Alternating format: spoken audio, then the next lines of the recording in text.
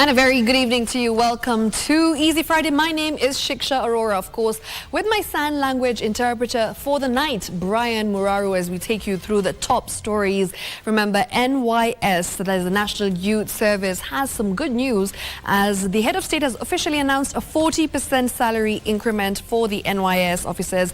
That is in the next financial year. Apart from that, we're also going to be talking about the Ethics and Anti-Corruption Commission that has preferred charges against former Treasury CS Ukur Yatani. So we'll be talking about that as well as the 16 days of activism. What is that all about? We'll stay right here. But for now, it's time for the highlights.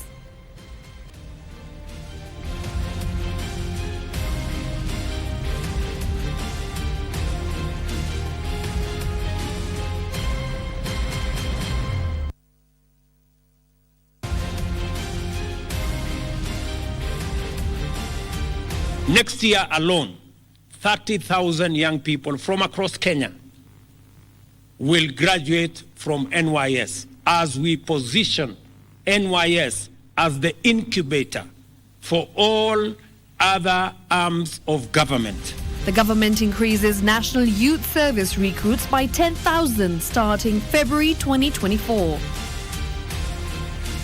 EACC wants Controller of Budget Margaret Nyakango charged over the 6 billion shilling telecom scandal. If we return to the founding vision, Kenya will live through a period where leaders answer to the people. And off the target. Opposition leader Raila Odinga says Kenya has veered off the independence dream.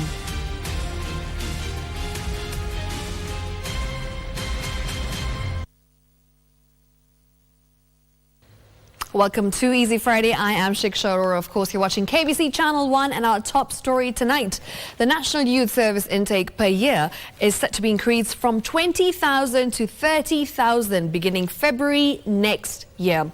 President William Ruto says that each cohort will have 15,000 recruits, up from the current 10,000. While hailing the role of the NYS in national building, the head of state announced a 40% salary increment as well for the NYS officers in the next financial year. At the National Youth Service Paramilitary Training Academy at Gilgil in Nakuru County, families and friends are gathered to witness the 87th passing out parade of 10,521 National Youth Service recruits. After displaying their formations, the officers take oath of allegiance in front of President William Ruto. Without fear. As has been the norm, they showcase a colorful display of the skills acquired during their 6 months of training. Before you are 10,521 graduates comprising of 6,861 servicemen and 3,660 servicewomen, including 47 persons living with disability. In order to give more youth opportunities at the service, President William Ruto outlined the government's plan to increase the number of recruits. Next year, in the first cohort, it will be 15,000. In the next cohort, it will be 15,000. So next year alone, 30,000 young people from across Kenya will graduate from NYS as we position NYS as the incubator for all other arms of government. The head of state noting that the National Security Council had resolved to have 80% of all security recruitments from NYS. Wale wote watakaoajiriwa kwa jeshi la Kenya, kwa polisi wa Kenya, Kenya Forest Service, Kenya Wildlife Service, asilimia 80, 80% watakuwa hawa vijana ambao wamefuzu kutoka National Youth Service. National Youth Service, beginning the next financial year, for 3 years, their salaries will be increased by 40% going into the future. The role played by NYS in various sectors such as agriculture, construction, among others, did not go without mention. More often than not, NYS has helped us with fire engine and water bowsers to handle emergencies here in Gilgil and Naivasha. We look forward to working with all state departments to ensure that the first provider of labor of choice is the National Youth Service. The president also said that the National Youth Service will be the central organization for pre-deployment training of Kenyans going to work outside the country. The National Youth Service has been commended for its role in the transformation of various sectors, with President William Ruto terming it as a true reflection of the spirit of the bottom-up economic transformation agenda. Nancy Okware reporting for Easy Friday from Gilgil, Nakuru County. Meanwhile, the Ethics and Anti-Corruption Commission has preferred charges against former Treasury CS Ukur Yatani, former Treasury PS Julius Muya, and the Controller of Budget Dr. Margaret Nyakango. In its third quarterly report, the Commission wants the trio and 6 others charged with at least 30 counts of graft-related crimes in the 6 billion shilling Telkom Kenya buyback saga. The damning report also recommends Uasin Gishu Senator and former Governor Jackson Mandago be charged with 11 counts in the Finland saga. Here's our reporter Abdiaziz Hashim with details of the report that shows a total of 43 files that have been forwarded to the Director of Public Prosecution of Action between July and September. In what will appear to be a move by the anti-graft body to go after the so-called big fish in the war on graft, the Commission has released its quarterly report preferring various graft-related charges against state officers and former state officers. The 46th document gives a status report of files forwarded to the Director of Public Prosecution. Of the 43 files forwarded to the ODPP, 8 files were accepted for prosecution, while 39 others were recommended for prosecution. In the report, the anti-graft body has spelled out charges against individuals linked to the controversial 6.09 billion shillings Telkom buyback saga. EACC CEO Talib Mbarak says the ODPP is seized of the matter 2 months after the National Assembly's Finance Committee and that of Communication recommended investigations to establish if the former state officers violated the Constitution, the Public Finance Management Act and the PFM regulations of 2015.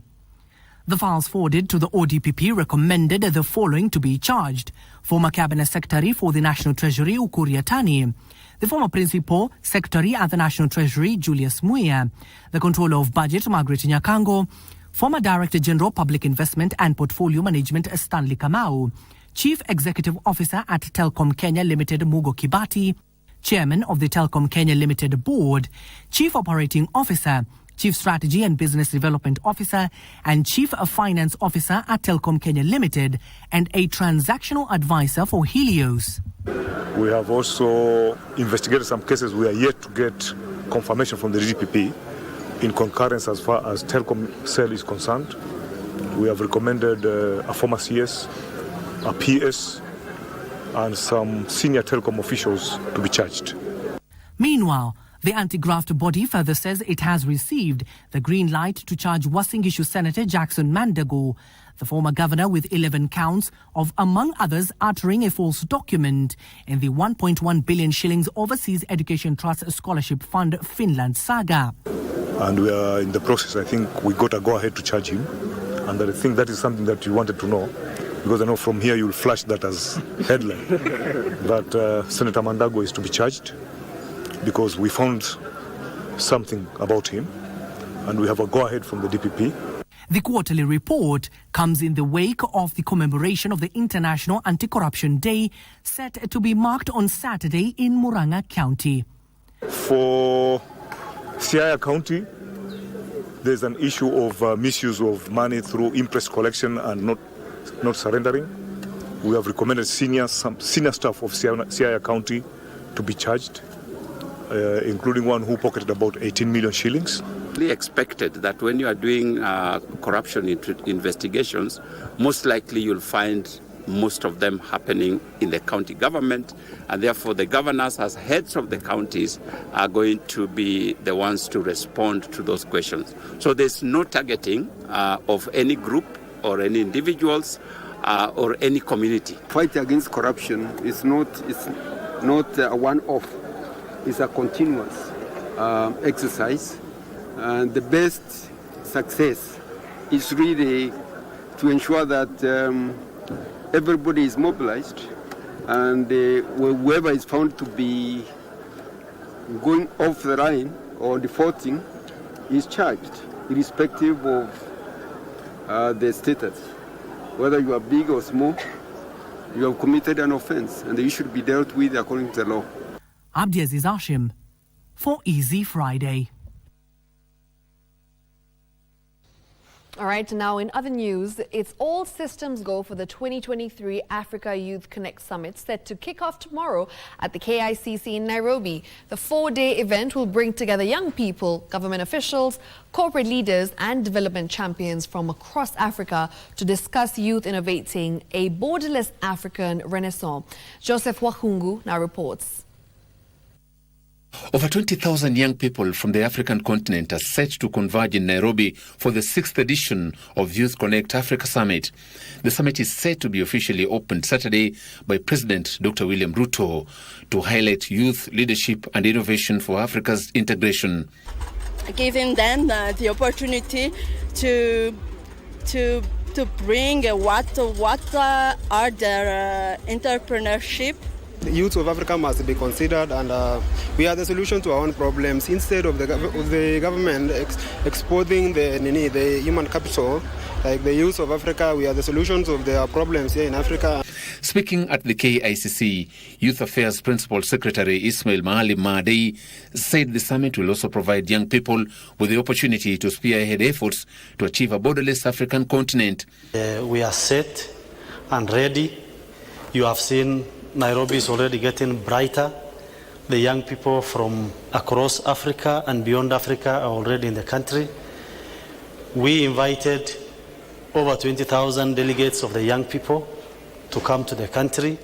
Sentiments echoed by the organizing committee vice chair Dennis Itumbi and the youth development secretary Raymond Ochieng. During Jamhuri Day last year, where we promised that there will be there will be scholarships for people to do some courses at Arizona University.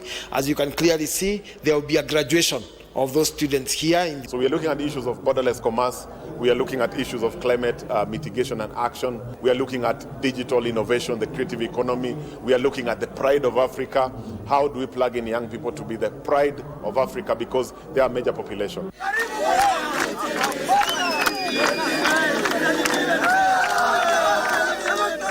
Earlier today, Cabinet Secretary for Youth Affairs, Creative Economy and Sport, Ababuna Mwamba, led youth delegates in a tree planting drive at Kasarani Stadium.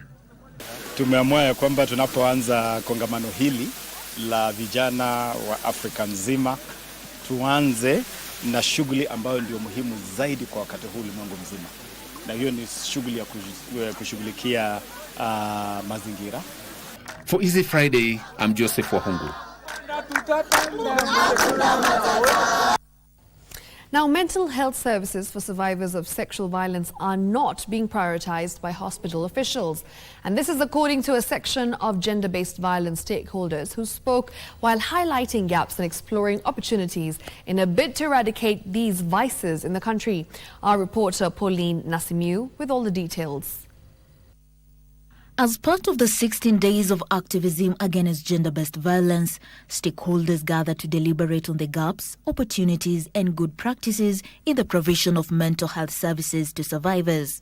It highlighted several gaps in seeking justice and health services for the sexual and gender-based violence survivors. There are not enough mental health professionals to meet the demand and to offer specialized care for survivors of sexual violence. Many survivors of sexual and gender-based violence are yet to access justice. So are we doing something about it? While addressing these challenges, Lady Justice Helen Omondi, a Court of Appeal judge, said that the judiciary is committed to taking action in recognizing access to justice and protection to survivors of SGBV. We have also rolled out 12 sexual gender-based violence courts across the country, targeting hotspot areas following the success of our pilot court in Shanzu, Mombasa. For example, in Nairobi, we have such sexual gender-based violence courts in Makadara and Kibera. Director of the Italian Institute of Culture in Nairobi, Ms. Elena Galensha, highlighted the importance of using culture and arts in campaigning against SGBV.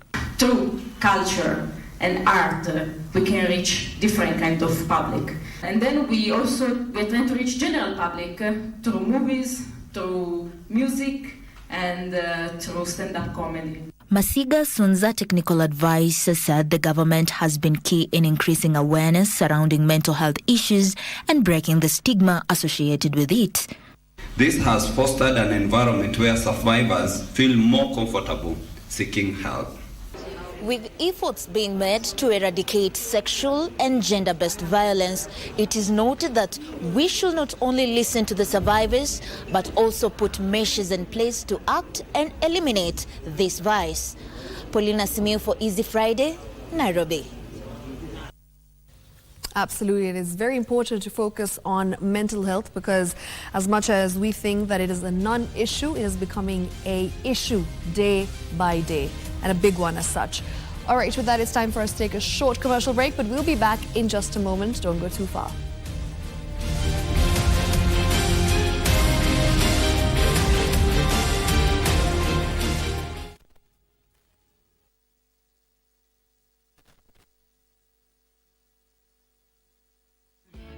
Cheza Loto Moto. School fees ya msichana imemalizwa. Loto Moto. May the Almighty God bless you. Keep on doing the right thing. Cheza Loto Moto. Shinda pesa moto moto. I breathe in money and I release all my brokenness. Musa. It is a means for who? I've used it to short people and giving bad to longer tundlen. I told you guys, Sura ndo mambo yote. Mimi, Agi, personally, I don't know what I'll do without this face. You know what? If it is dirty, it is dirty. If it is ugly, it is ugly. You know what, Michael? I told you, I don't know. Mane nati khabar kya chhe? Where the chapati pan is or the rolling pin is. Face cream. How would I know where your face cream is? Passions that kill. My son is dead. You should have let me take care of my own son. Hurt. Please, don't leave me. She's with the man I love. Confused. I'm marrying your sister on Saturday. Please forgive me, brother. Passions you can't fight against. I couldn't be happy, no one will be. It's the best thing. What do you mean break up? Why are you calling the wedding off? I wonder if he's cheating too. The color of passion.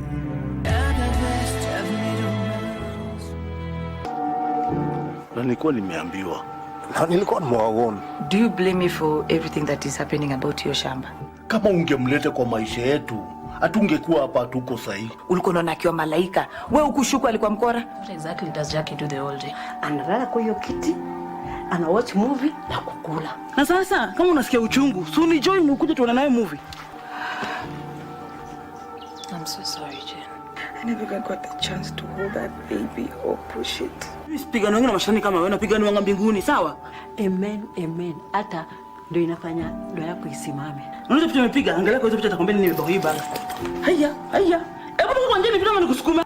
Wacha kusema. Wewe uone nini kama baraka in these guys? Jen kupoteza huyo mtoto unaweza rudiana. Si Jackie uanze kuongea kama binadamu ukweli wewe.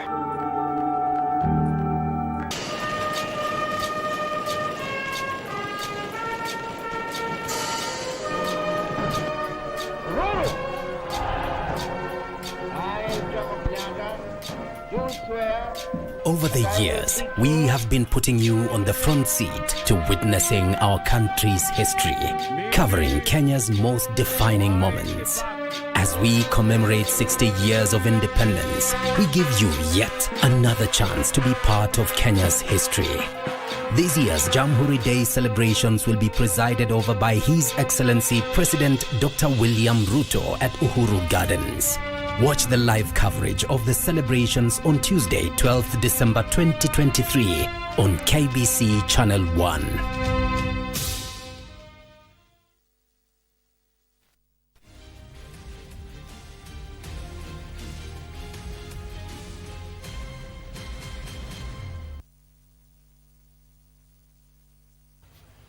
Welcome back to Easy Friday. Now, going back to this live broadcast where we focus on a section of women under the Women Peace Builders umbrella who are now calling upon both levels of government and the society at large to prioritize the security and safety of women and children in society. The group says most of women bear the greatest brunt of domestic violence, early marriages, female genital mutilation, mob justice to the elderly, and retrogressive cultural beliefs. Take a look. Speaking during the 3rd Annual Peace Conference in Nairobi, the women said it was high time that women are guaranteed peace and security at home. We are not just the face of insecurity. In fact, we want to rub that face off. What we want to do is to become agents of peace. I'm reiterating this because when there is peace, everything is achievable. Gender-based violence, HIV, and female genital mutilation were noted as some of the threats to modern-day women. The girl-child pregnancy is also a challenge. To us, we don't know what is a witch and how do you measure witchcraft, but women are suffering a lot in that area, and we find that nobody is coming out to reveal the secrecy. Especially Kitui, Machakos, and Makueni, we have a lot of FGMs. Children are married 14 years of age, 15 years of age. The triple threat, of course, GBV, HIV, FGM, we really do have a very big issue, whether it's urban or rural. They underscored the need for women leaders to build a generation of girls and women who will spearhead the society in the future. We are taking stock so that we can build a generation of girls and women who are better equipped to participate fully in the life of society. The conference came at a time when the world marked the 16 days against gender-based violence. Parsai Frederick, Easy Friday.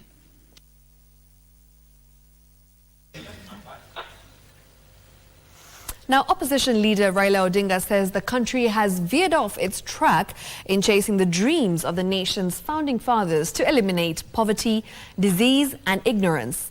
Odinga, who was giving a talk on Kenya at 60 ahead of the Jamhuri Day celebrations next week, faulted the government for allegedly failing to tackle the ghost of corruption, overtaxing Kenyans and failing to create job opportunities. Our reporter Tilio Marco has the details of his perspective on the country's journey since independence. Take a look.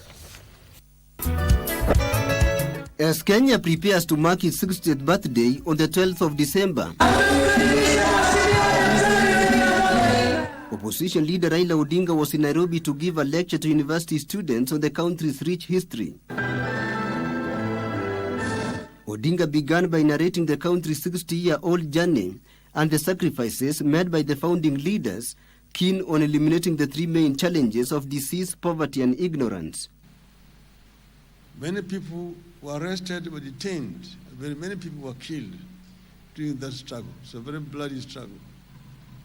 You must remember that before that, there's a man called Wayaki Wahinga who was arrested from his home, taken all the way to the Savo, made to dig his own grave, and was buried alive in his own grave.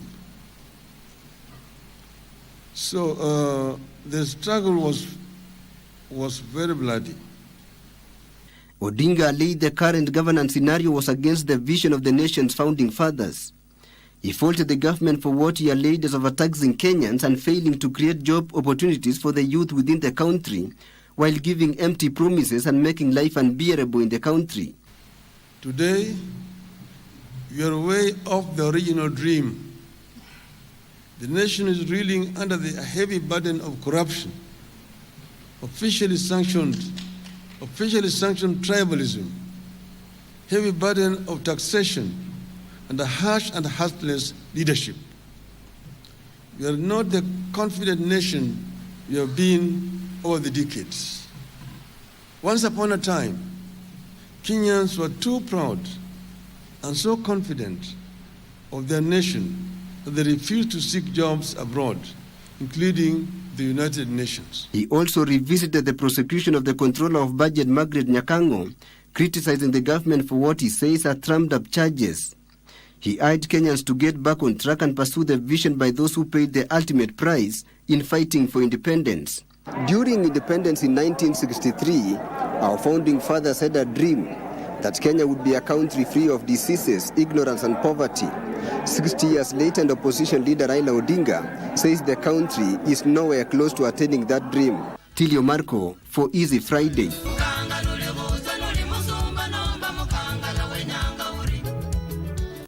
Now, climate change has been attributed to the rapid rise in the respiratory and other vector-borne diseases. Principal Secretary, State Department for Public Health and Professional Standards, Mary Muthoni, said unless checked through tree planting, the phenomenon will cause more havoc to people's lives. This and more stories are now on County's Roundup. Speaking during the graduation ceremony for 100 emergency medical technicians of St. John's Ambulance at the Kenya Prison Staff Training College, Ruiru, Principal Secretary, State Department for Public Health and Professional Standards, Mary Muthoni, said other than the rise in respiratory illnesses, other infectious diseases like malaria, cholera are likely to resurge. If we want to cure malnutrition, let's go back and sort out climate change. If we want to reduce respiratory diseases, let's go back and sort out issues climate change. Meanwhile, Kenyan fishermen in Muhuru Bay in Migori County seized 5 boats from Ugandan fishermen over territorial trespass last evening. The action came hot on the heels of an incident in which 4 boats from Kenya were impounded by Ugandan authorities last Friday. Elsewhere, residents and academic stakeholders in Kaimosi are calling for a change in leadership at Kaimosi University after numerous complaints resurfaced over poor management by the institution's current vice-chancellor. Anaandika watu wasio kuwa na makaratasi halali ya kuandikwa. Katika petition imeonyeshwa, tumeweka ushahidi wa kutosha. In Kilifi County, 122 doctors have threatened to down their tools over poor remuneration and poor working conditions. It is time to acknowledge their sacrifices and honor their commitment. We therefore call upon the authorities to swiftly address these grievances, not as a mere obligation, but a matter of moral imperative. And in Kiambu County, over 1,500 residents of Kiangome village in Thika are protesting eviction after an investor and self-help group allegedly laid claim to a 95.4 acres parcel of land they live in.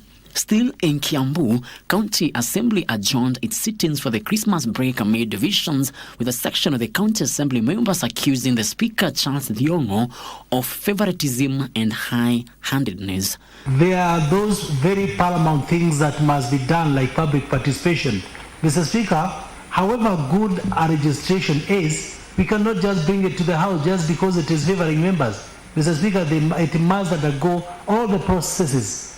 Elsewhere, in Isiolo County, residents of Kambigaba in the outskirts of Isiolo town are decrying exposure to diseases following the accumulation of waste at a dump site. Unapata kuwa hizi pampers, sanitary towels zinaletwa zinachomwa. Alafu hizi hiyo moshi ina affect the people living around the area. Finally, conservationists are now grappling with finding new ecological species to translocate the endangered species of black rhinos after their numbers continue to grow at a very high rate on various conservation sanctuaries. Kenya requires new land to house at least 500 rhinos in the next 4 to 5 years. This is something that must be done if this population is to continue to grow. Now moving on, a team of 50 divers in Malindi town have been dispatched into the sea in search of the bodies of 4 fishermen who are believed to have drowned in the Indian Ocean a week ago. The fishermen set out for the fishing expedition from the Baobab area of Shella Beach last week, Thursday, never to return. Baobab area of Shella Beach following the disappearance of 4 fishermen who were in fishing expedition in Indian Ocean. The four identified as Hans Baraka, Brian, Fahad Ali and Mohammed are reported to have left Malindi Beach on November 30 and were expected to have returned on Saturday.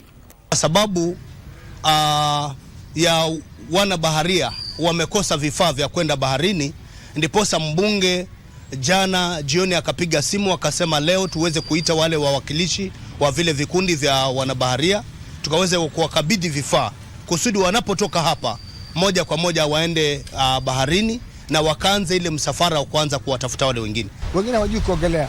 Mtu anakuja anaingia kwa maji, ghafla anachukuliwa na maji anakufa. Instead ito boti kutoka Malindi. Itakuwa too late, mtu anakufa maji hapa mpaka boti itoke Malindi atakuwa tayari ashakufa. The search party set for dangerous trip from about 1 p.m. Thursday. Hours after its members were equipped with life jackets and nets procured through the office of Malindi Member of Parliament, Amina Laura Minyanzi. Tukitoka hapa moja kwa moja tunaenda kuungana na wenzetu wengine tukiwa na zana hizi ambazo tumekabidhiwa na mbunge wetu Madam Amina Mnyazi.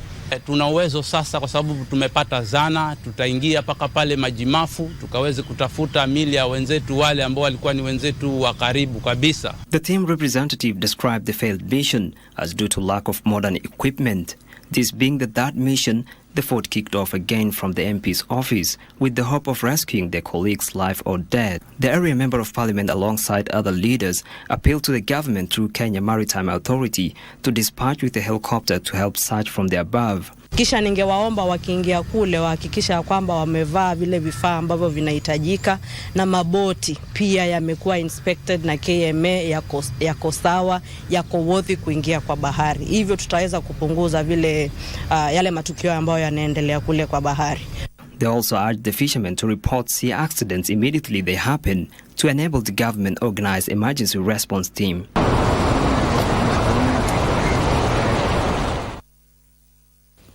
Now, Kenya has experienced a paradigm shift in fashion trends since gaining independence. Influenced by Western cultures, fashion industry has evolved through different phases. From the age of bell-bottoms to the age of skinny jeans, Kenyans have explored various styles. While some fashion trends ceased to exist, some trends evolved and have made a comeback in the fashion industry. Take a look.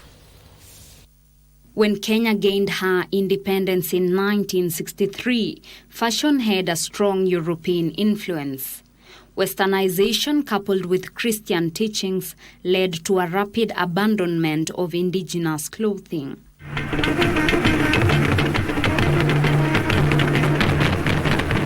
'60s came as the age of bell-bottoms. The trousers would be coupled with shirts, tailored coats and beetle boots. Women rocked tailored skirts, stiletto heel shoes and suits with short boxy jackets and oversized buttons. Simple geometric dresses known as shifts were also in style. In '70s, the afro hair that had been kept neat went pop. Fashionistas would even style their afro by sticking a comb into the side of the afro hair. In the 70s, more women were joining the workforce and needed functional and comfortable styles to wear on and off duty. Akinyi Odongo, the president and founder of the Akinyi Odongo Group, adds that despite modernization watering down Kenyan indigenous dressing, Kenyans still maintained their cultural heritage through wearing local clothing. Somehow we were told that whatever we have is not, it's backward, it's not to be appreciated as much. And then we evolved to now, taking over what the Western people were putting on. But times now are starting to change where, we are starting to ask ourselves a lot of questions, going back to our roots. Widespread fashions for women in the early 1980s included turtleneck and V-neck sweaters, crop tops famously known as tumbo cuts, while the skirts got shorter and were termed as miniskirts. In the 1990s, hairstyles and dressing continued to be heavily influenced by the Western hip-hop music. Men started to wear sagging trousers with oversized t-shirts accessorized with bandanas that would be tied around the head or wrist. This style would spill over to the 2000s. Women's hair was done in a style called pushback. However, getting the hair done was somewhat a nightmare, especially with the advent of the hot combs that were meant to help the black hair stretch. Kenyans paid more attention to the outlook of their outfits, and the use of the charcoal iron box meant to straighten out the clothes became very popular. In 2000, Kenyan fashion continued growing, merging different influences and cultures. Women wore tight trousers known as hipsters, back-bare tops, crop tops, off-the-shoulder tops, box-pleated or leather skirts, shiny pants, miniskirts, wrap skirts, satin dresses, and sparkly shoes. The men rocked bomber jackets, cargo pants, tracksuits, denim, and polo shirts. Throughout the years, fashion has evolved and continues to be defined by the individuals, such as the textile manufacturers, designers, stylists, models, and even media personalities. In the process of, doing all these experiences in my fashion world, doing all these things in fashion, then I figured out that there are deeper challenges that I was facing again as a designer. And creatives or fashion designers, we are all scattered, everybody in their own space, and then you see the need of working together. Despite the major evolution witnessed within the country, Kenya has lagged in unveiling the national dress. Akinyi noted that fusing Kenya diverse cultures in order to create a national attire posed as a major challenge. The process of coming up with the national dress was done over 20 years ago, because it's been years, and probably Kenyans did not really pick it up and didn't continue having it. And it's a conversation that we need to have. 60 years, and we probably are still grappling with what is our identity as a nation? What are we going to use? Through fashion, a career such as modeling is now a serious venture. And unlike before, we now see Kenyan models pay their bills with the money they earn from modeling. Fashion has indeed evolved through ages, and in this era, dressing and hairstyle is dictated by one's sense of style. For KBC Channel 1, I am Teresa Mutai.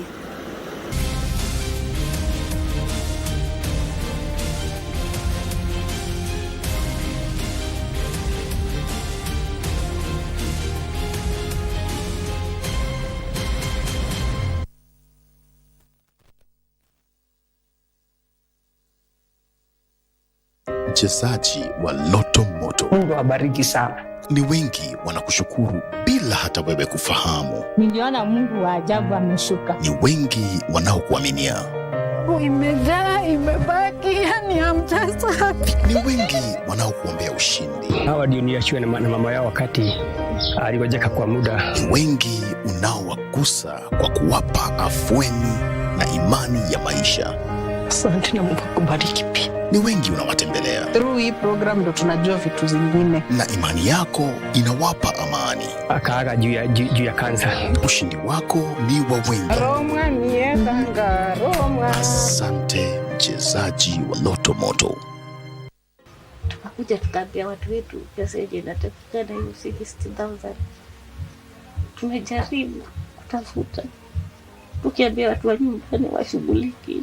Tukiambia badada zangu wengine washughuli. Tunajaribu kuambia hata Uananisha hapa tupige hizo picha. Hakuna mtu anashughulika. Kila mtu ametuachilia na dadangu. Kila tu tunang'ang'ana nazo hapa kukunywa. Hakuna mtu anataka kujua maisha yangu itakuwaje kesho. Watataka kujua watoto wangu watasurvive aje. Nimeshikutapika damu hapa tukiwaambia. Hakuna mtu anastuka. Hakuna mtu anakujenga kutuona hapa.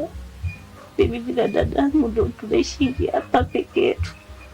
Tuking'ang'ana, dadangu ana kazi, ana mtu anategemea. Kenye tunapata msaada kidogo ndo tunakula.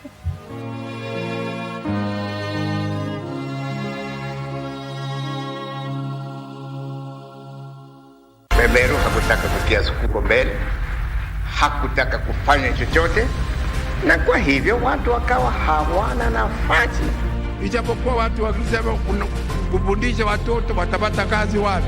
Our villages and towns are powered by electricity. How has Kenya fared in the realization of her independence clarion call of eliminating ignorance, poverty and diseases? Kenya at 60, a special KBC coverage beginning Monday, the 4th of December to Jamhuri Day.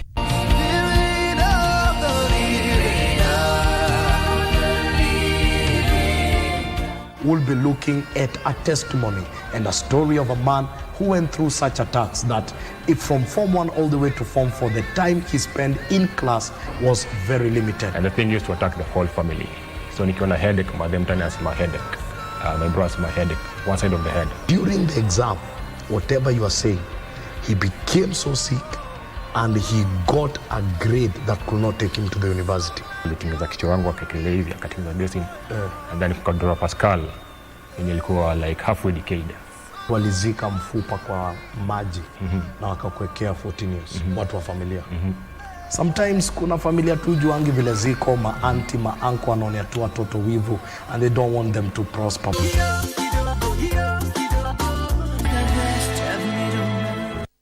Passions that kill. My son is dead. You should have let me take care of my own son. Hurt. Please, don't leave me. She's with the man I love. Confused. I'm marrying your sister on Saturday.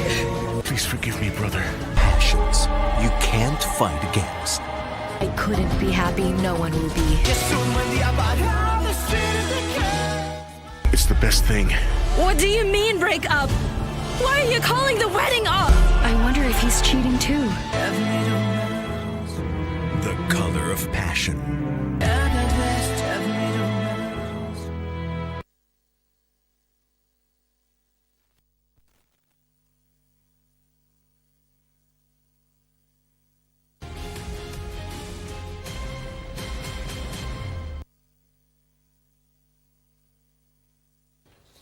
Welcome back to Easy Friday. Now, at Independence, the clarion call was tackling poverty, ignorance and diseases. How has Kenya progressed 60 years into independence? Tonight, in our series of features under the banner Kenya at 60, we focus on the progress the country has made in tackling various pandemics. Here now is Joy Joanne to take us through.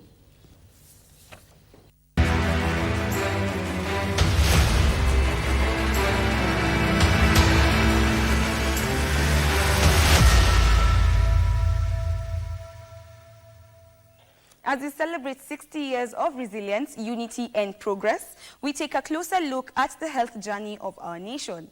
From triumphs over diseases to the ongoing battle against global challenges, Kenya has shown remarkable strength. To begin with, we have polio.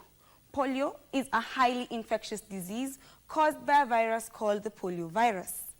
This virus invades the nervous system and can cause a total paralysis in a matter of hours. Polio affects children under the age of 5, but anyone of any age who is not vaccinated can contract this disease. Kenya is certified to be polio-free. History of polio. In 1929, the first 2 cases were detected for the first time in Kenya. In 1996, Kenya conducted the first national immunization campaign. In 2005, an outbreak of wild polio was declared in the Horn of Africa and Yemen with over 700 cases. This then led to the emergency immunization campaign that was launched across 8 countries, including Kenya. More than 34 million children were reached. Between the years of 1988 to 2023, wild poliovirus cases decreased by over 99% from an estimated 350,000 cases in more than 125 endemic countries. The polio burden in Kenya. 1 in 200 infections leads to irreversible paralysis, usually of the legs. 5 to 10% of the paralyzed die when their breathing muscles become immobilized. This is mainly because this poliovirus affects the nerves, mostly the nerves from the neck to your diaphragm, which then leads to this immobilization. Up next, we have malaria.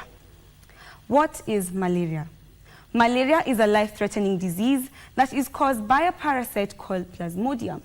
This then is spread to humans by infected female Anopheles mosquitoes. Malaria is preventable and curable, and those at high risk of infection are infants, children under the age of 5, pregnant women, travelers, and people with HIV and AIDS. Now we go to the malaria burden. Between the years of 1963 to 2000, there is no documentation of reported cases, while in 2001, 17,567 cases were reported. 2005, we have 90,214 reported cases.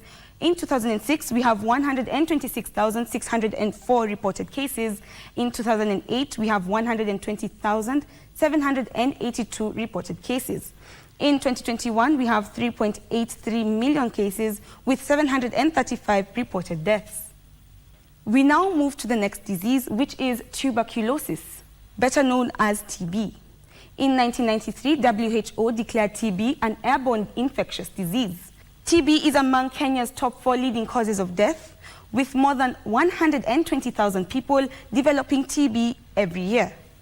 TB is caused by a bacteria which becomes airborne and spreads when untreated persons sneeze or cough. Children account for 10 to 11% of all these cases. In 2020, TB accounted for 3.2% of all deaths. Up to the next disease, we have HIV/AIDS.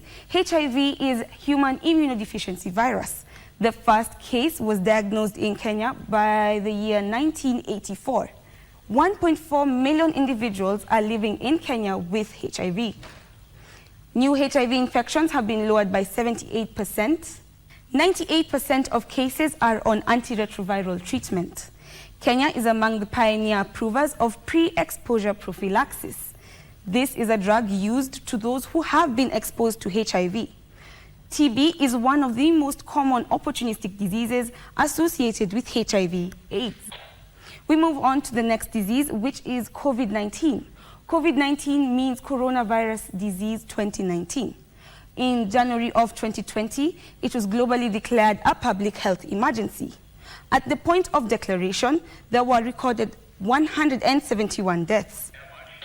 March 13th, 2020, the first case was detected in Kenya, while on July 30th, 2020, 17,975 cases were reported, with 285 dead. By December 2020, the death toll stood at 1,813,188 globally. By May 5th, 2023, WHO declared COVID-19 no longer a global health emergency. On October 20th, 2021, President Uhuru Kenyatta lifted the nationwide curfew.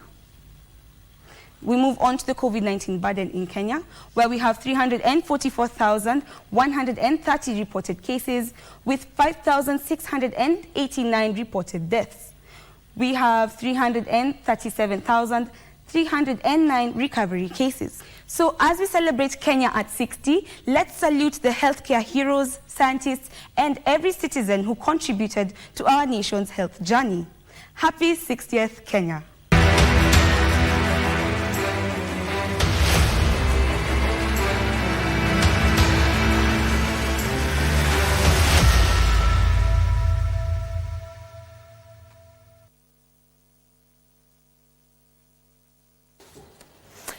Thank you very much for that particular story, Joanne, of course, taking us through the different pandemics and different diseases over the years. Quite an informative piece there.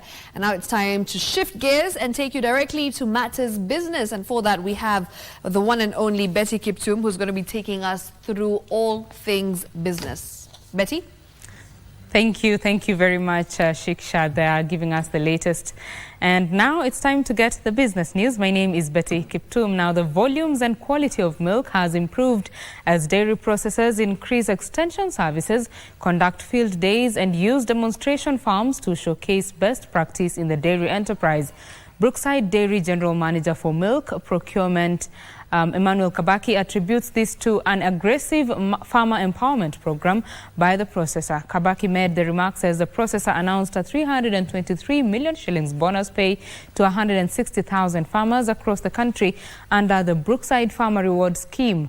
Brookside Dairy pioneered the Farmer Reward Scheme 5 years ago to appreciate the critical role raw milk suppliers play in the upstream phase of the dairy value chain.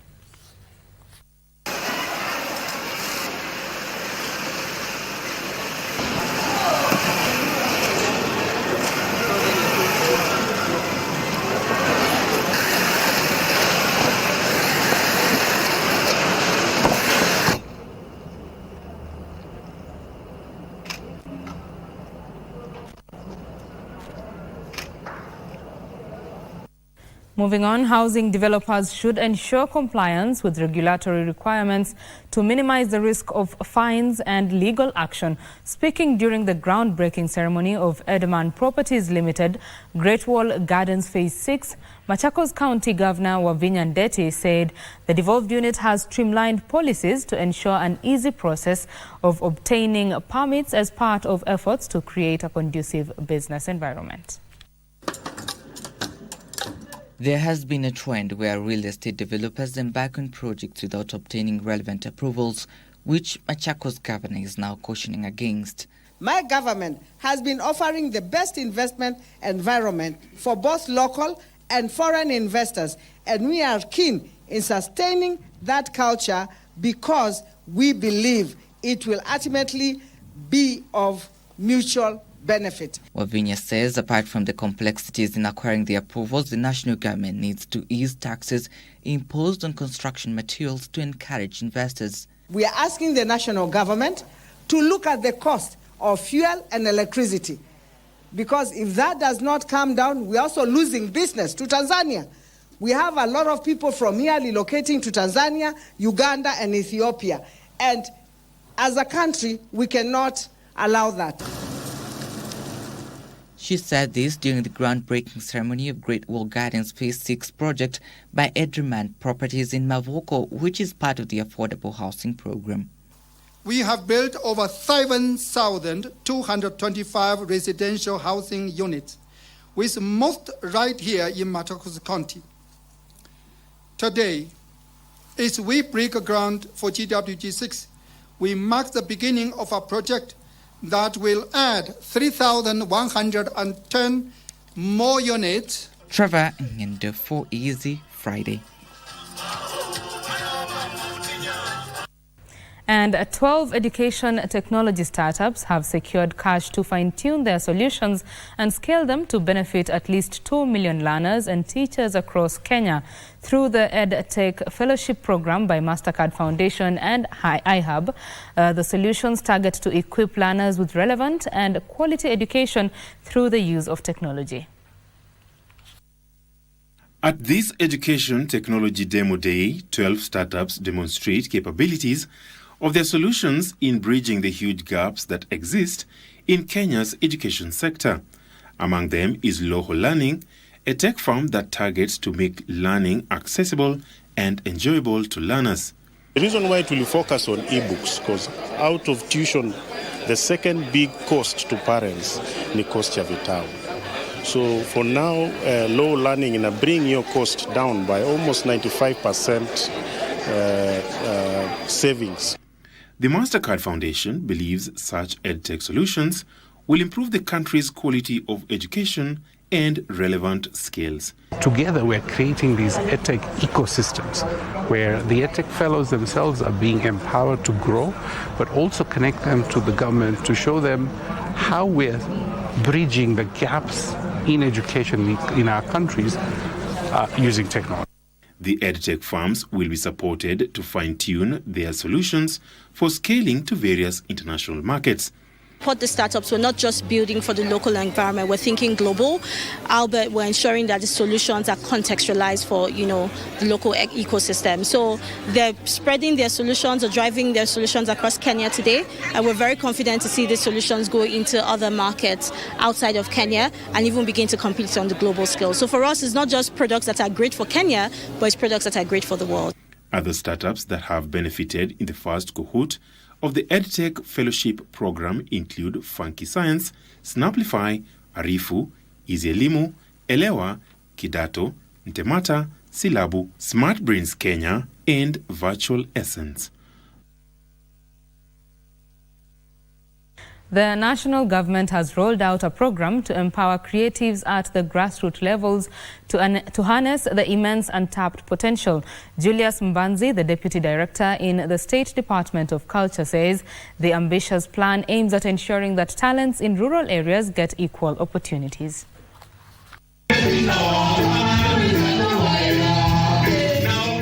Important aspect of this festival is also to promote the cultural and creative industries, so that even the artists themselves, the cultural practitioners themselves, they also get an opportunity to use their talent as a means of earning living.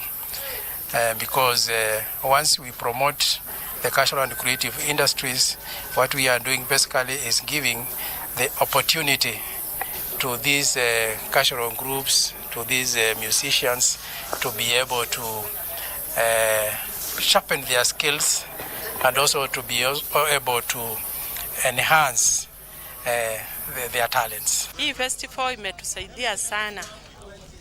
Wakati wana organize mikutano ikuja huku kwa county, kama wanabiashara huwa tunasaidika sana.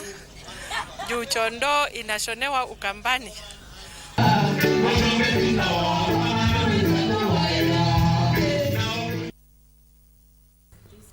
What comes to your mind when you hear of terms like call box, sanduku la posta, or cassette? Well, tonight we take you on a journey through time, tracing the evolution of the ICT industry. And as Alan Aoko narrates, Kenya emerged from the humble beginnings of IT computing in the 1960s to the vibrant digital landscape of today. Take a look.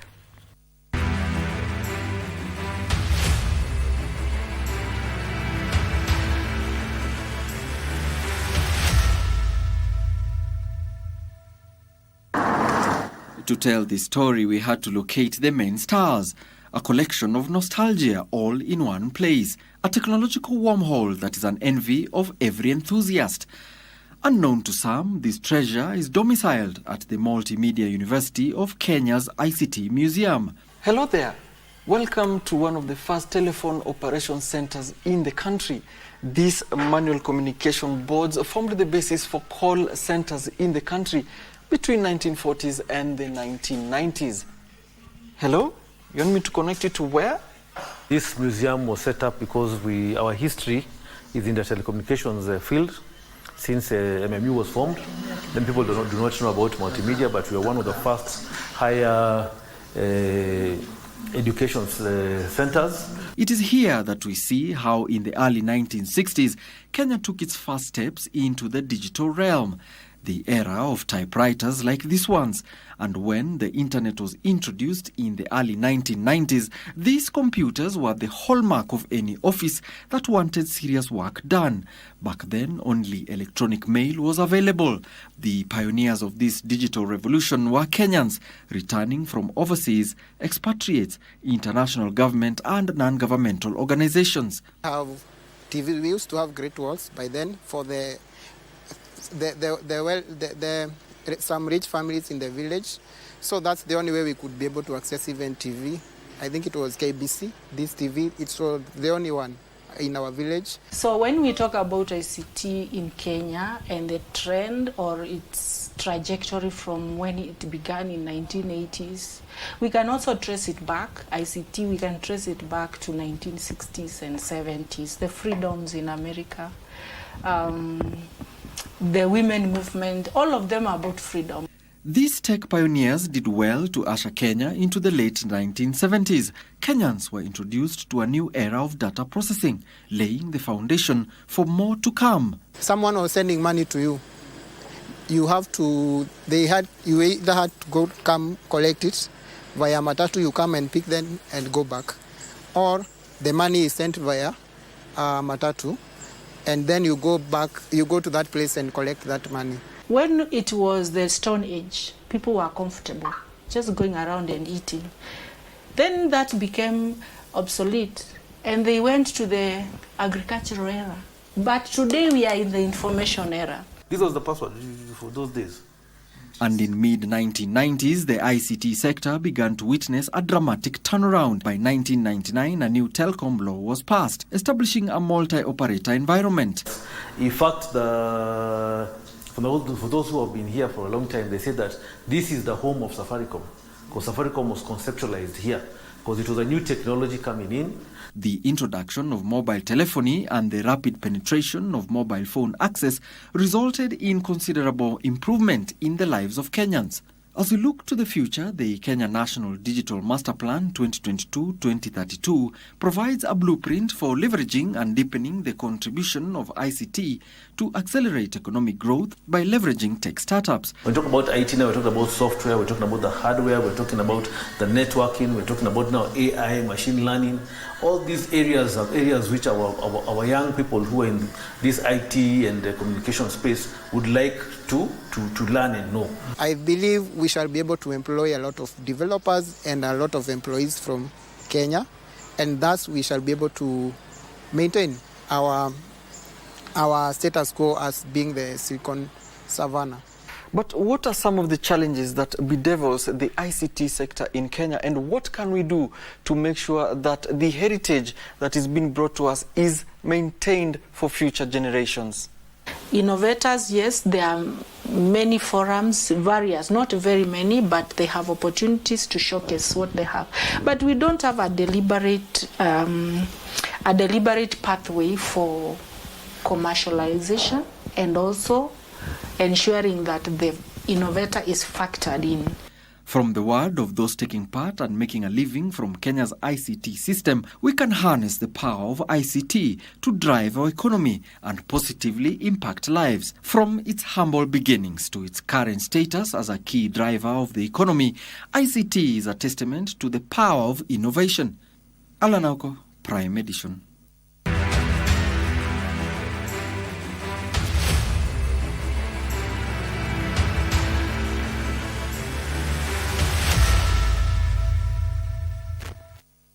Thank you, Alan Auko, for that report. And on that techie note, we close business news this evening. Sports news is coming up with Karen Kibet.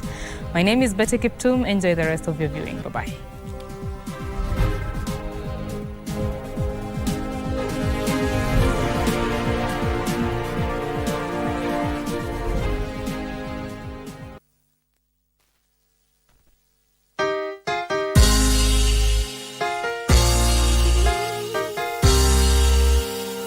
In the name of Jesus Christ, Mungu anatarajia ukanyange hatua mbele.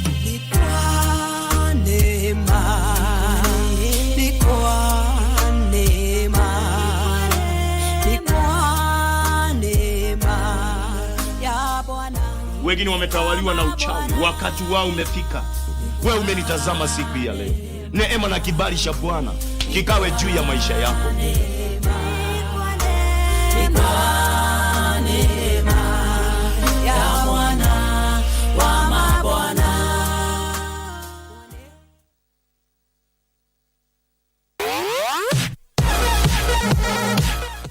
These are the moments we live for every Friday as we catch up with the world of football.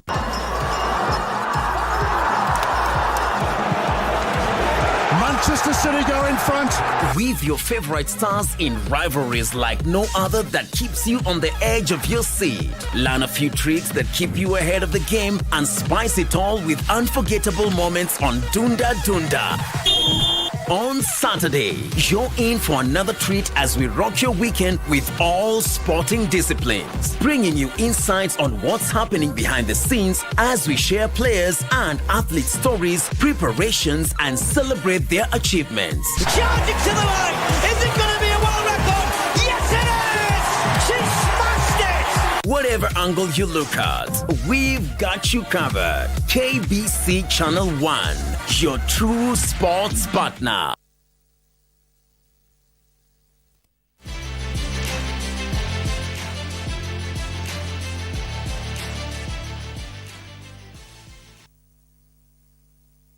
Welcome back to Easy Friday. Let's take a look at all the sports stories making headlines. My name is Karen Kibet.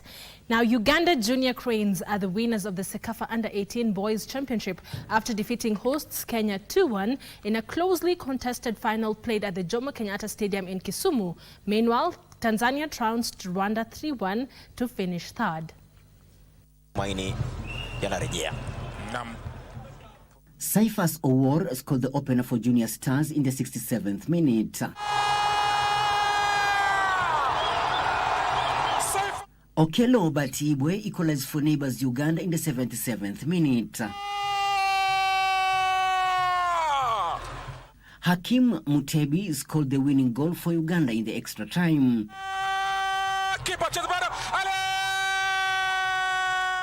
Aldrin Kibet won the Golden Boot while Kenya's shot stopper Ibrahim Wanzala walked away with the Golden Glove.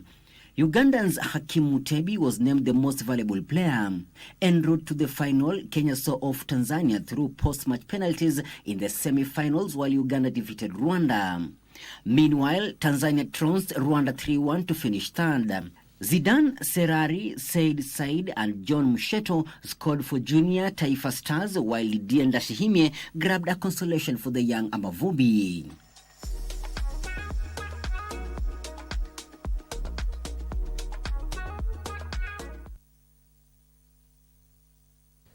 Nakuru County boys team advanced to the semi-finals of the inaugural Talanta Hela Under-19 tournament after seeing off Nyamira County boys team 3-1 in the quarterfinals at Utali grounds. In another match, Kisumu County girls defeated Kakamega ladies 3-1 to qualify for the semi-finals. Our reporter Sela with more.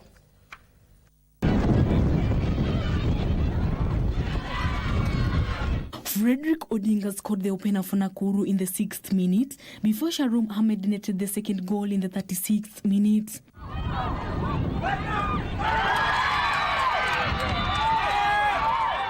Judson Austin scored the third goal to ensure Nakuru advanced to the last four.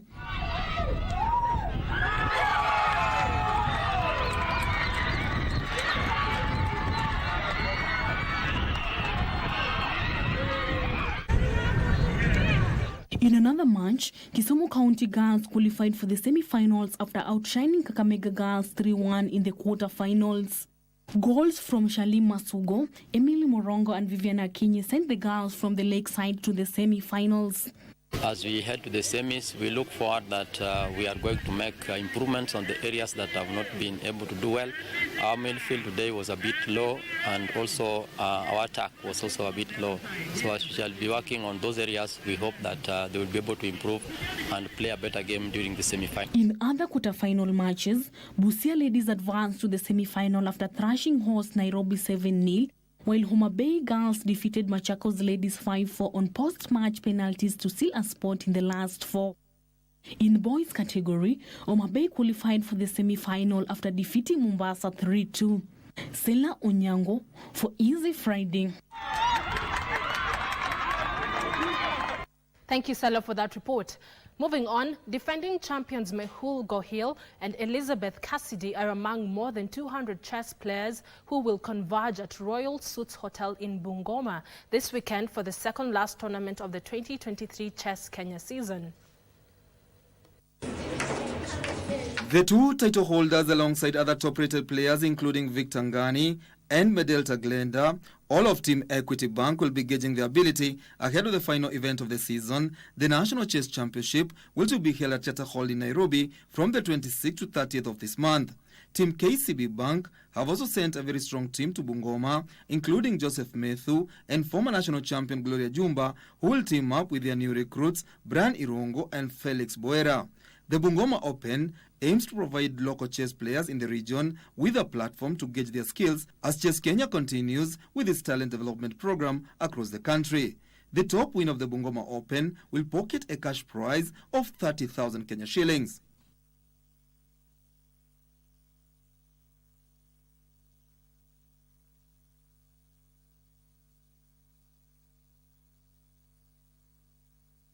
And those are all the sports stories we had for you tonight. My name is Karen Kibet. I leave you in safe hands of my colleague Shiksha Arora, who has more for you. Have yourself a peaceful night. Shiksha, take it away. for that update. Of course, we'll be giving you more later on the other side of the studio. I'll be hosting a very interesting duo. They're known as Uananisha, and they're going to be debuting their album here as we listen to their fantastic music and just talk about their journey in the musical industry. We'll be giving you details on that. But when it comes to news, it's a wrap. Thank you for tuning in. Remember, my name is Shiksha Arora, and the sign language interpreter tonight has been Brian Muraru. I'll see you on the other side of the studio. I've also got Cole Jacks awaiting you and your loyal viewership as he plays you some fantastic Friday Fever songs later on as well. So yes, there's a lot lined up for you. Don't go anywhere.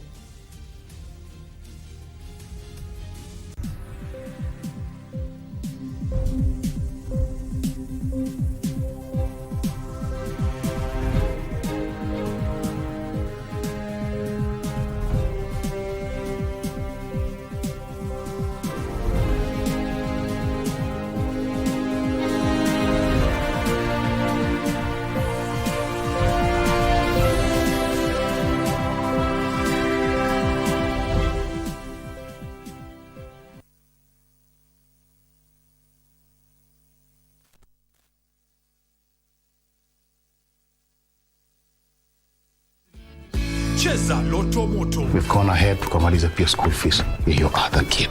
Thank you God. Asante sana Loto Moto. Cheza Loto Moto. Shinda pesa moto moto.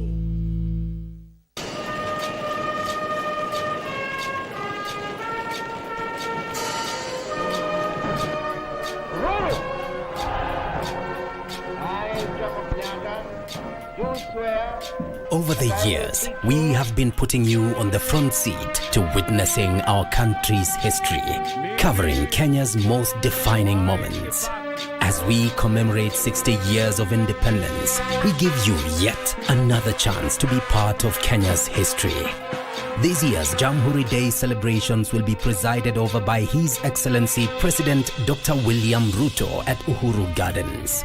Watch the live coverage of the celebrations on Tuesday, 12th December 2023 on KBC Channel 1.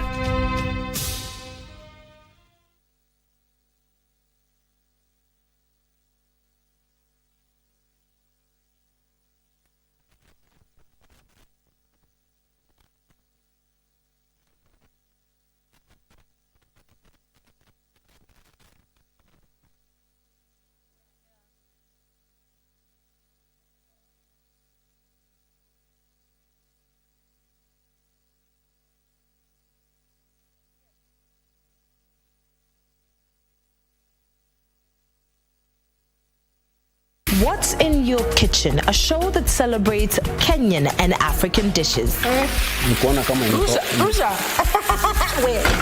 Pelelani Annex Naivasha, she shared a bit of her life background story and her cooking skill. Be careful. Yes, because I've seen some fire jump there. That is called flambeing. Flambeing. So tukiona moto tujue ni flambeing. Chele yetu iko sawa? Iko sawa? Tumalize sasa ni kwenda tukule. Lakini auendi. Mimi siendi. Auendi. Hiyo tutaongea kwa meza kwanza. Sawa. Salivate this delicious meal on your screen while taking notes for the recipe. Only on KBC. Currency here. Currency hapa tumefika nyumbani. Watakuwa natupatia kila bonge la burudani. Sisi tuanza safari. Hapa jukwani. Mishororo takariri. Uchungu wa kulia sana, mapenzi yalinifanya nisile. Vijana wenzangu, na shauri mchunge maisha yenu kabla maisha hajawachunga. Je, serikali inaweza kudhibiti utoaji wa hongo barabarani? Wamesusia kutilia maanani ahadi ambazo walizozitoa ya kufanya kazi bila kuchelea, kuangazia uadilifu na uaminifu. Hili litawezekana iwapo serikali itaweza kuahidi zawadi nono kwa raia watakaochukua, kuweza kuadhibu wanaochukua hongo vikali na kuwa funzo kwa wengine. Mjomba ameniletea taa. Mjomba ameniletea chombo kinachotumika kutoa mwangaza.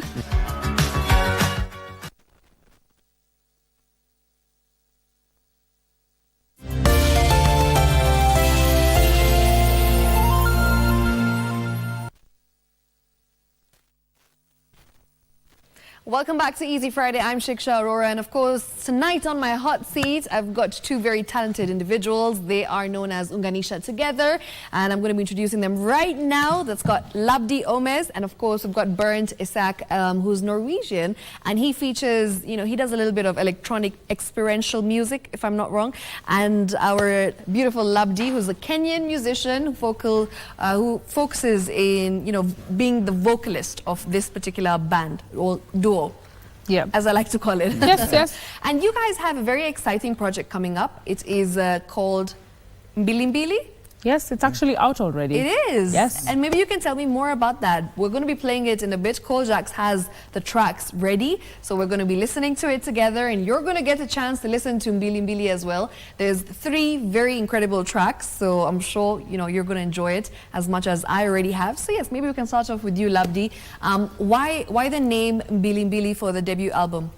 Actually, Bernd is in charge of naming projects. He named us also. Interesting. So they're both Kiswahili words, Uananisha as well as Mbilimbili, which is your album name. Yes, and our EP was called Kucheza, so wow, well done. Bernd. Well done to Bernd. Yeah, Mbilimbili it really just represents the duality of Uananisha. He's from different cultures, different backgrounds, and all of that. And then in the album, we're trying to speak about different things. I mean, the happy moments that we have and the sadness, and to realize that these 2 things can exist at the same time. Yeah. So that's what inspired the name Mbilimbili. Okay. What about you, Bernd? Why all these Kiswahili names, firstly? I don't know. I guess it felt like a way of approaching or getting into the Kenyan culture, and kind of like, I mean, it could have been Norwegian names as well. Okay. I don't have a very good answer for it, except it just felt natural at the time. Natural. And then I guess also because Labdi is the singer, and then so the language that she's singing in is either Swahili or Luo. Yeah. So then it feels natural that it would have been a bit weird if the titles were in Norwegian and then she's singing Luo. I get it. Or maybe it would have maybe been we fun. should try. I think we should try. For the next one, right? That's a fantastic idea. How did you two meet? Well, we met in 2016 at The Alchemist, of course. Wow, we love that. Yeah. So we were introduced by a mutual friend. I'd already started coming to Kenya for a few years, but mostly going to Mombasa. So I was just interested in getting into the music scene in Kenya, see what's going on. And then so I think I just saw on Facebook, like, oh, you have a musician friend in Nairobi, please connect us. So, yeah, we just met up, had a coffee, and chatted about music for a few hours. And I think the idea came out, maybe we can try collaboration or something. Started sending some voice notes on WhatsApp, and then, the rest is history, I guess. Beautiful, what a story. And it's interesting because I think just a few weeks ago, there was a similar combination that went viral, Mwaki, the song. Yes. We had a Brazilian producer and then obviously Kenyan vocalist, Sophia Nzao, and they came together and then magic happened. So I feel like when a Kenyan artist meets somebody who's not Kenyan from around the world, I think there's something special about it. I feel like Kenyan vocals, she sings in Luo, right? You said I that. do. Yeah. That's very special because I feel like similar to Sophia, she sang in Kikuyu. Yes. And the sound of it is just so refreshing. People around the world are like, wait, what language is that? Exactly. Is that South African? A lot of people thought it was South African for some reason. And it's so nice to finally have the Kenyan dialects, that we have so many of them in Kenya, so many different languages from the different tribes actually being represented. And I'm so happy to know that you actually sing in Luo. Yes, I do. Why is that? Is that something that you're very intentional about? Maybe, you resonate more with singing in Luo compared to Swahili or English? Well, whenever I'm collaborating, I try to be my most authentic self, and for a collaboration to be successful, I often believe that you have to bring your truest self. And my truest, most authentic self is the Luo that is Labdi. Therefore, I write nowadays I try to write in English sometimes, but when we're beginning, I was so anti-singing in English because I felt like some of the words did not resonate, some of the emotions did not resonate. When like there's words in Swahili that you cannot translate into English, right? Yeah. Like kumbe, like how do you even tell someone what kumbe is?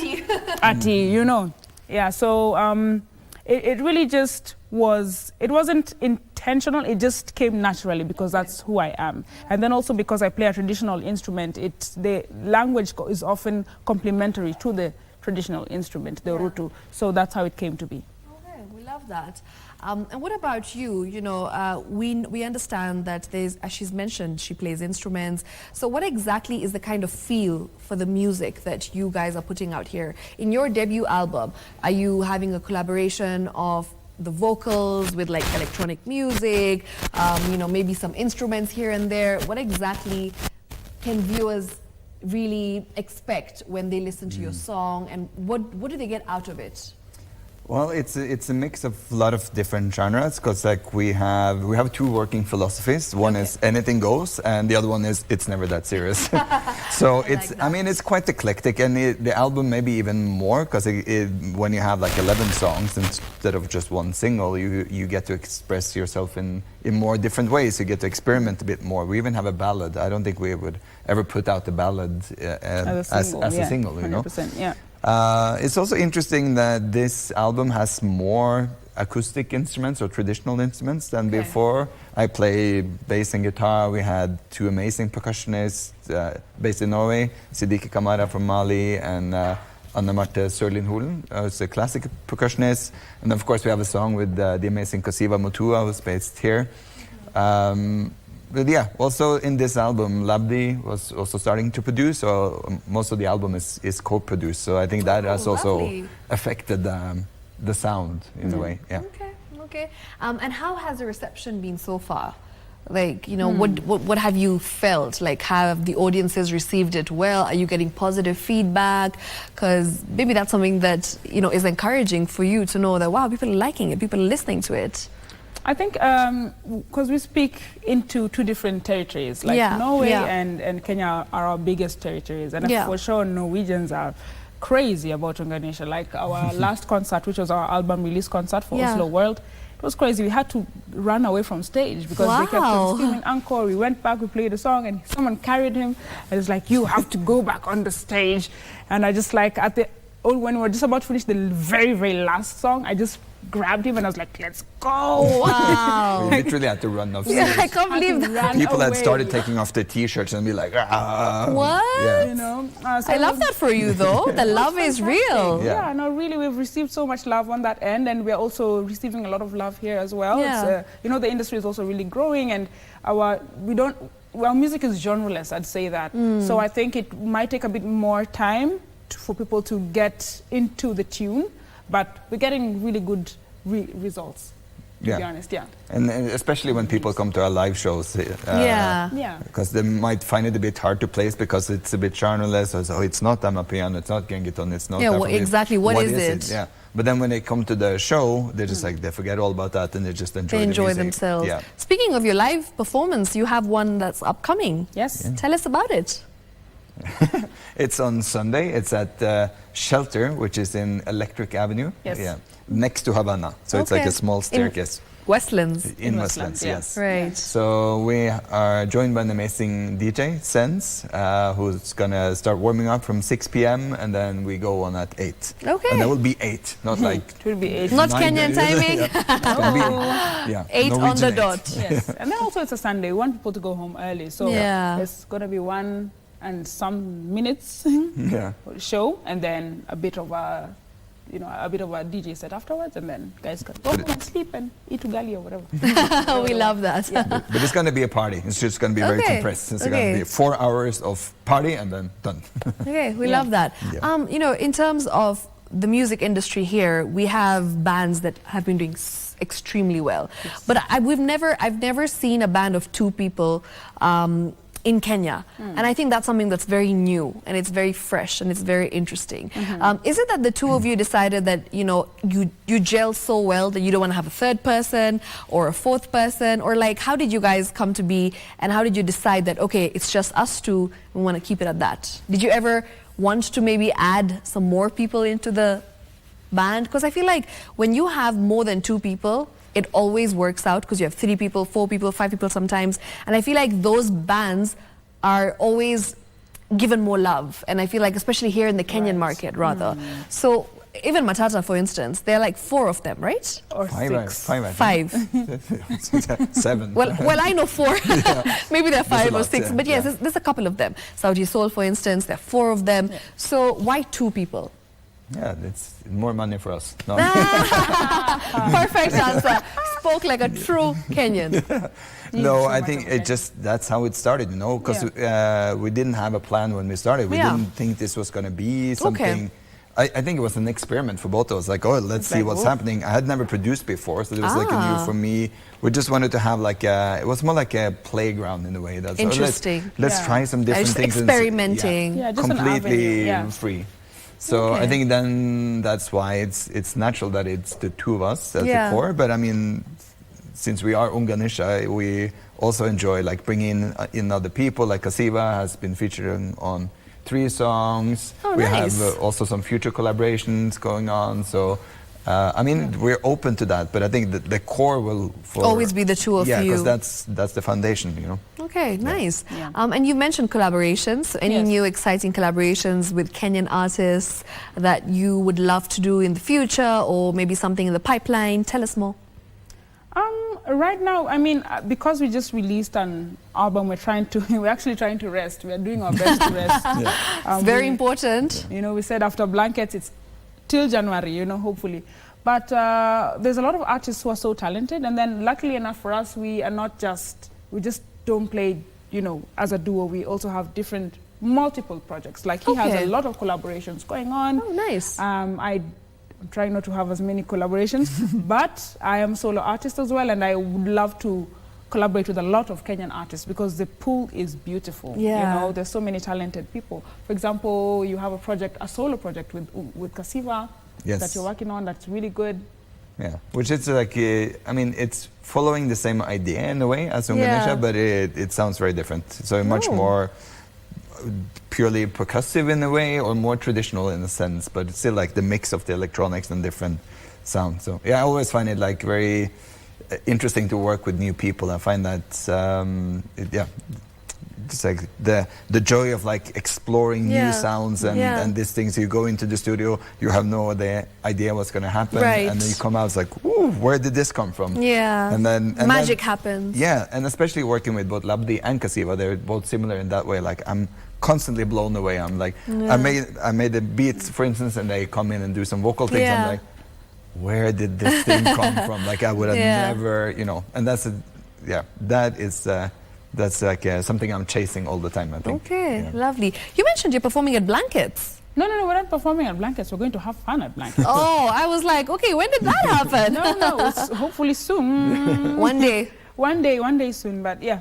It'll happen in its time. Oh, absolutely, it will. And I feel like you best believe it will, because this album, I do know that we've got some gems in there, which we'll listen to in a bit. Yeah. You know, let's talk a bit about your early childhood, Labdi. Did you always imagine yourself as being an artist, a singer?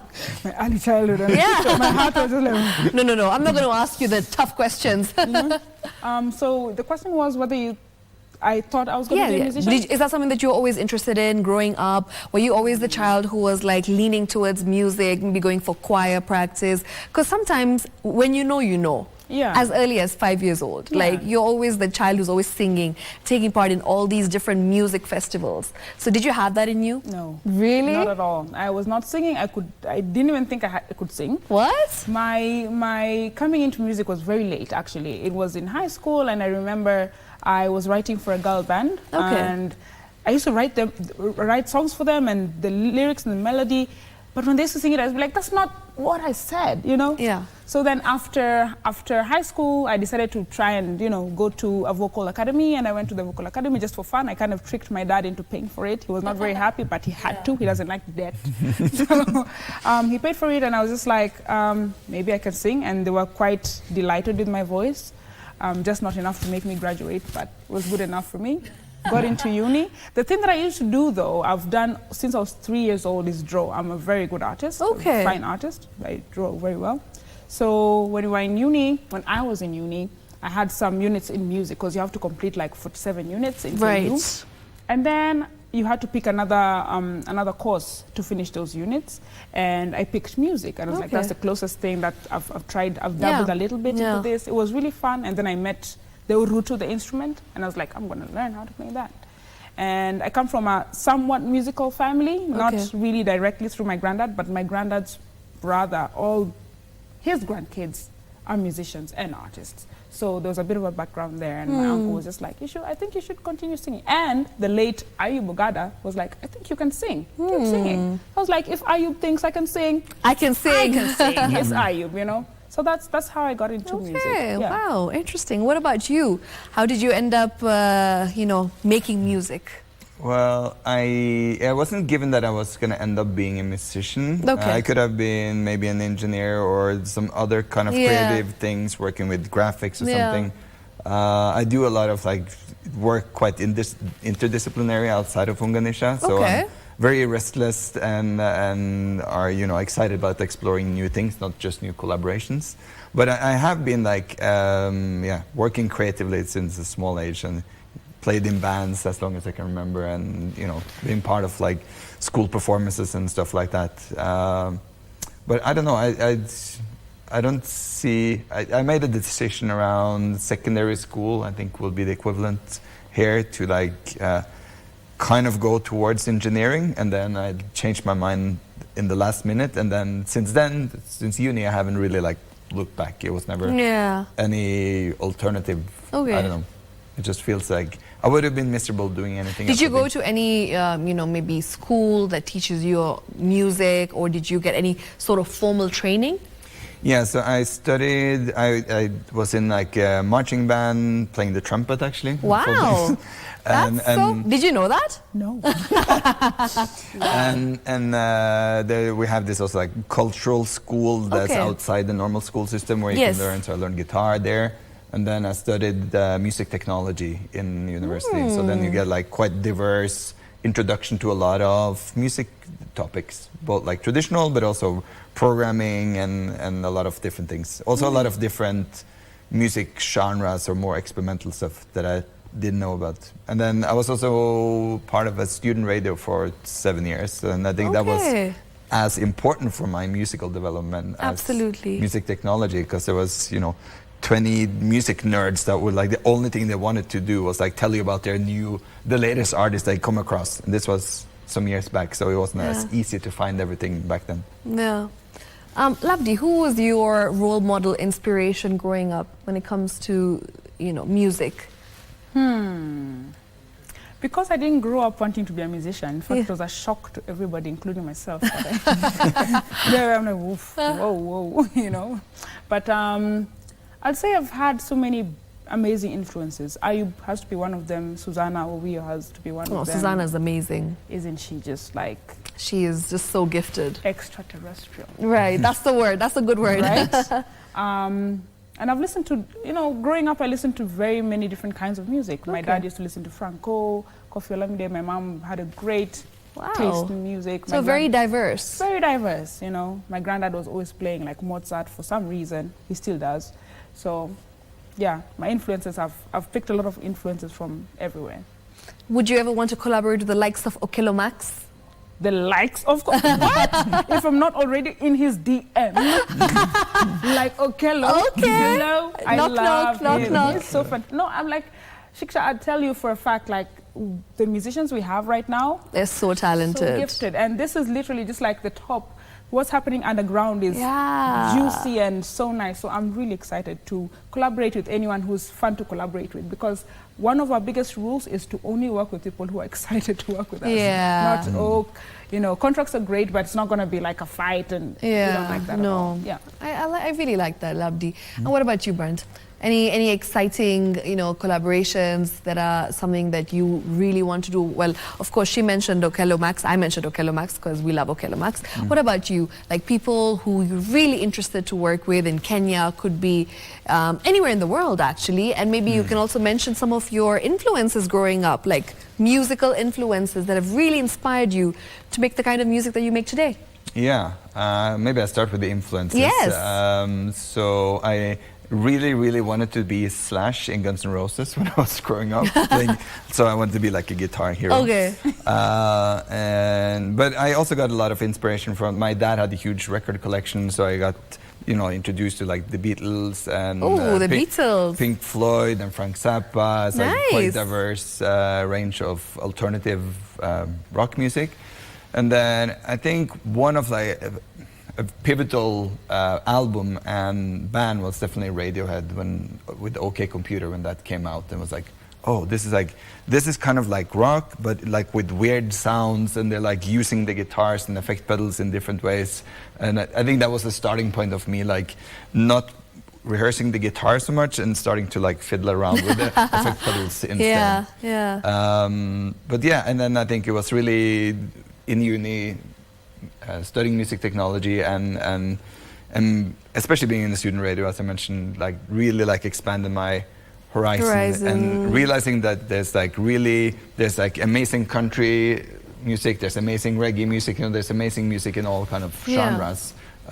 So maybe not just the music that you heard. And I think that the last kind of piece of the puzzle, which is what landed me here eventually, was in 2009 I was in Ethiopia recording an album that I produced with Norwegian and Ethiopian musicians. So I got introduced to Ethio jazz and the traditional music there, and that really like fueled my interest for East African music, and that's why I searched for musicians in Kenya when I came here. It's like, what's happening here? Yeah. And the first one that you landed on is the one you collaborated with. Yeah, it's like, He didn't even look for other options. He's just like, this is it. I don't need to go searching. This is it. I found the one. Yeah, when you strike gold immediately, like why do you want to go looking for silver? You know, that's no point. Gold. You are a golden girl. Thank you.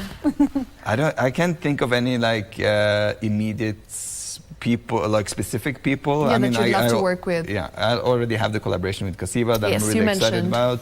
I also have a collaboration with the producer Mr. Lou, so we have like a collab album thing that we're working on. Lovely. But yeah, in general, like I'm also like I love doing new collaborations and that feeling of just going into the studio and not knowing what's happening. I've also been doing like very avant-garde free improvisation for many years, and that's the whole thing. You go on stage, you have no plan, and you just see what happens. So I think that it's that's frightening to a lot of people, but for me that's where I feel most safe and most at home, because you can't do wrong.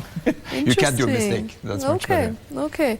As we wrap up, any message for your fans, for your listeners, people who are watching this right now, and maybe you'd like to say something to them as we wrap up, and then we get to your music immediately.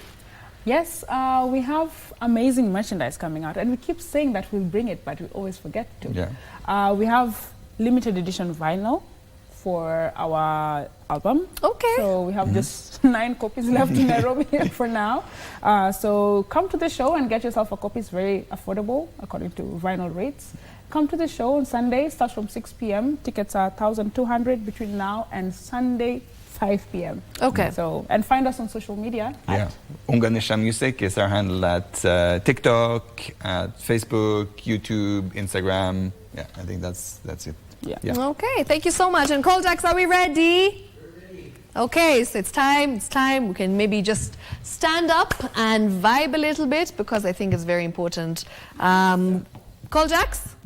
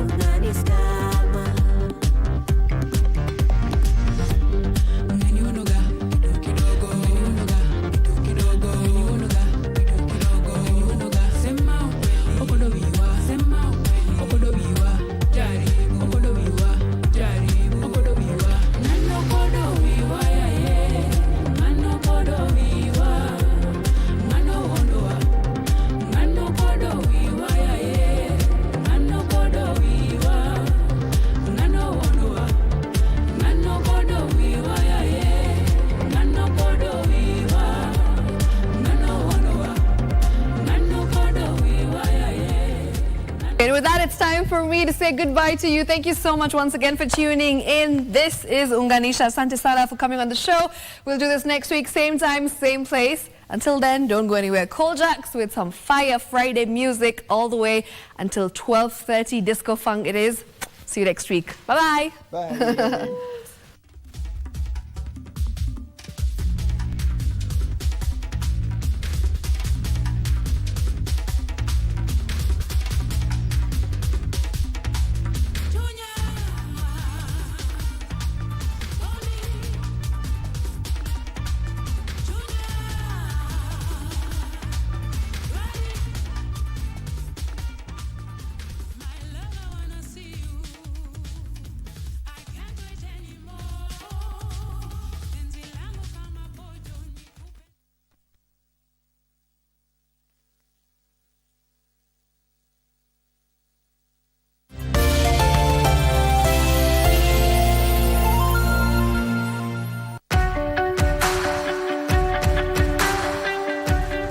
From Lamu to Cape Verde, the Cape to Cairo, Turkana to Timbuktu, the youth of Africa are gathering in Nairobi, Kenya, from the 8th to the 12th of December 2023 for the 6th edition of Youth Connekt Africa Summit.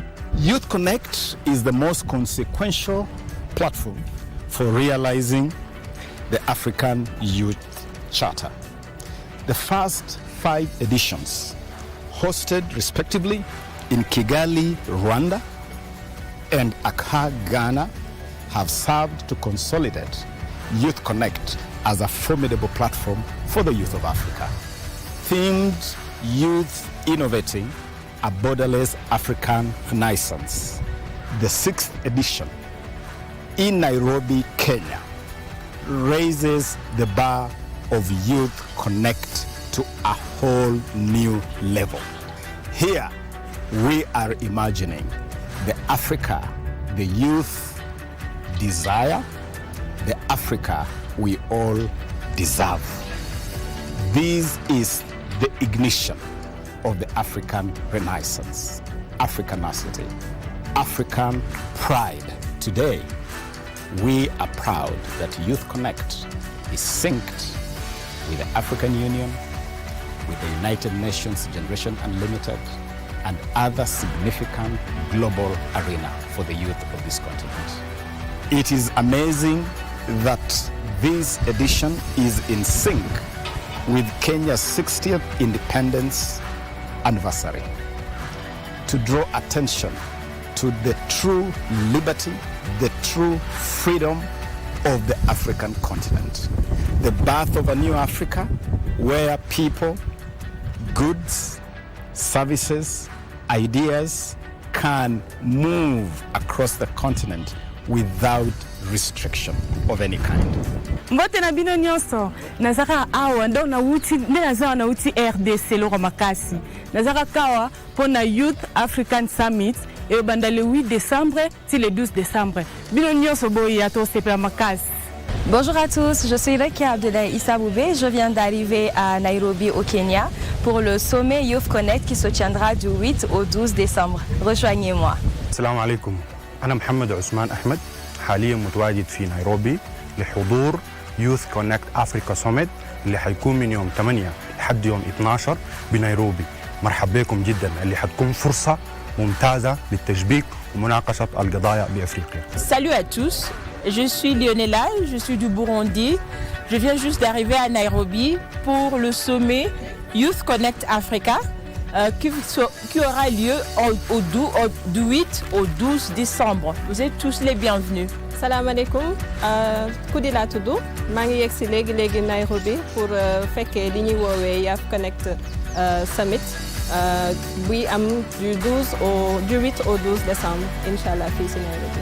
ሰላም ስሜ ህሊና ይባላል። አሁን ገና ነው ናይሮቢ የመጣሁት የደረስኩት ለዩዝ ኮኔክት አፍሪካን ሰሚት ከዲሴምበር 8 እስከ 12 ድረስ ለሚገኘው ማለት ነው። አመሰግናለሁ። السلام عليكم اهلا ومرحبا بكم. انا ربيع موسى من السودان. في نيروبي متواجد الان في نيروبي لقمه لليوث افريكا سميت mapema ndio best.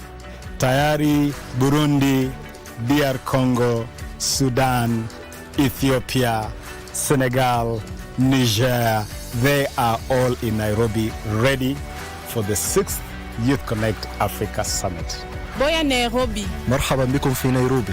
دلنا جامع في نairobi. እንኳን ወደ ናይሮቢ በሰላም መጣችሁ። أهلا بكم في نيروبي. Sannunku da zuwa Nairobi. Mrakazane zi Nairobi. Bienvenue à Nairobi.